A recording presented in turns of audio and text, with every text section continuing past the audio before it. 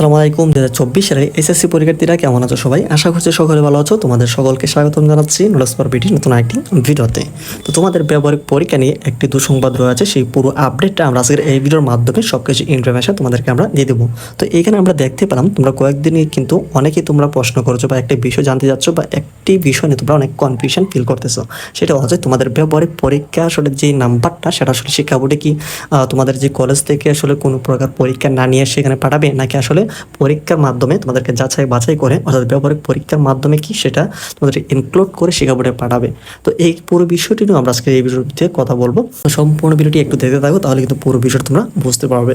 এছাড়া তোমরা যারা চ্যানেলে নতুন রয়েছে অবশ্যই চ্যানেলটিকে সাবস্ক্রাইব করে রাখবে। তোমাদের প্রতিনিয়ত সকল আপডেটগুলো কিন্তু আমরা তোমাদেরকে দিচ্ছি, এমনকি তোমাদের যতগুলো ইনফরমেশন রয়েছে আমাদের যারা ফেসবুক পেজে তোমরা যারা কানেক্ট হয়েছো তোমরা কিন্তু এখান থেকে ইনফরমেশন পাচ্ছ। ওকে, এছাড়া কিন্তু কয়েকটা দিন পরে কিন্তু তোমাদের অনার্স ভর্তি যাবতীয় সকল কার্যক্রম কিন্তু শুরু হবে। আমরা কিন্তু অলরেডি তোমাদের জিপিএ যোগ্যতা কত হলে তোমরা অনার্সে ভর্তি হতে পারবে বা আবেদন করতে পারবে, তো মিনিমাম জিপিএ যোগ্যতা দিয়ে এমনকি তোমরা কোন কোন সাবজেক্টে তোমরা অনার্স করতে পারবে সেই বিষয় কিন্তু আমরা অলরেডি পাবলিশ করে দিয়েছি। এখানে তোমরা থাম্বনেলে দেখতে পাচ্ছ, এই ভিডিওটি তোমরা দেখতে পারো। ওকে, এখন আসি তোমাদের যে গুরুত্বপূর্ণ যে আপডেট রয়েছে সেটি। তো আমরা এখান থেকে পুরো বিষয়টিকে বোঝানোর জন্য আমরা একটি তোমাদের যেই নোটিশ রয়েছে সেটা আমরা ওপেন করে নিচ্ছি। এখানে দেখো, মাধ্যমিক ও উচ্চ মাধ্যমিক শিক্ষা বোর্ড রাজশাহী, এই যে এখানে তোমরা নোটিশ দেখতে পাচ্ছ এটা হচ্ছে রাজশাহী শিক্ষা বোর্ডের। এরকম নোটিশ কিন্তু প্রত্যেকটা বোর্ডেই প্রায় কম বেশি বোর্ডে কিন্তু পাঠানো হয়েছে।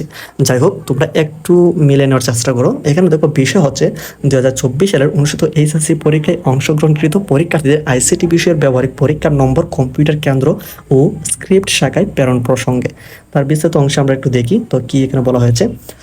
উপযুক্ত বিষয়ের পরিপ্রেক্ষিতে নির্দেশক্রমে জানানো যাচ্ছে যে 2024 সালের অনুষ্ঠিত এইচএসসি পরীক্ষায় যে সকল পরীক্ষার্থী আইসিটি বিষয়ের পরীক্ষায় অংশগ্রহণ করেছে তাদের ব্যবহারিক পরীক্ষার প্রাপ্ত নম্বর আগামী 3/9/2024 অর্থাৎ সেপ্টেম্বরের 3 তারিখের মধ্যে অনলাইনে রাজশাহী শিক্ষা বোর্ড কম্পিউটার কেন্দ্র স্ক্রিপ্ট শাখায় হাতে হাতে প্রেরণের জন্য সংশ্লিষ্ট সকল ভারপ্রাপ্ত কর্মকর্তাকে অনুরোধ করা হলো।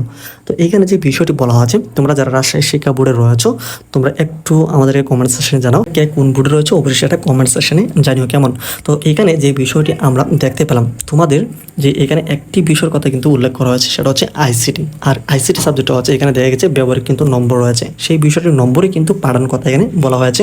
তো তোমাদের এখানে অনেকগুলো ব্যবহারিক পরীক্ষা থাকতে পারে, যেমন পদার্থ বিজ্ঞান রয়েছে, কৃষি শিক্ষা রয়েছে, আরও অনেকগুলো থাকতে পারে। ঠিক আছে, তো এখানে শুধু যে পরীক্ষাটা তোমাদের হয়েছে সেই পরীক্ষাটারই যে পরীক্ষা কিন্তু ব্যবহারিক নাম্বার পাঠানোর জন্য কিন্তু বলা হচ্ছে। ঠিক আছে, শুধু তোমাদের আইসিটি দেখা গেছে এটা এখানে বলা হয়েছে।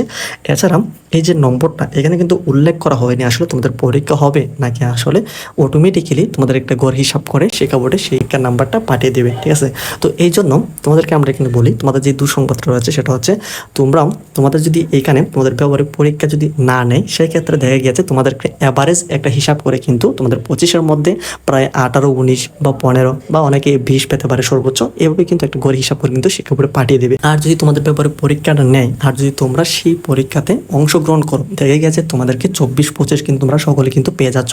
তো এই যে একটা এক্সট্রা মার্কটা এইটা আসলে তোমাদের কম হওয়ার কারণে কিন্তু তোমাদের রেজাল্টের উপর একটা প্রভাব পড়বে।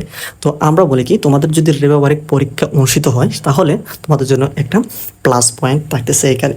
তো চেষ্টা করবে তোমরা একটু কলেজে একটু খোঁজ খবর নিয়ে তোমাদের যেই ব্যবহারিক পরীক্ষাটা রয়েছে সেটা আসলে নেবে নাকি আসলে কোনো প্রকার পরীক্ষা না নিয়ে তোমাদের সেই মার্কটা পরবর্তী যে পাবলিক পরীক্ষা রয়েছে এসএসসি বা বিভিন্ন যে রকম তোমাদের টেস্ট পরীক্ষা রয়েছে এই সকল বিষয়গুলোর মধ্যে থেকে আসলে একটা অ্যাভারেজ মার্ক হিসাব করে পাঠিয়ে দেওয়া হবে কিনা, তো তোমরা এটা একটু খেয়াল রাখবে। এছাড়া কিন্তু বিভিন্ন বোর্ডে কিন্তু নোটিশ প্রকাশ করে দিয়েছে তোমাদের এই যে ব্যবহারিক পরীক্ষা অর্থাৎ বিশেষ করে আইসিটি বিষয়টাতে।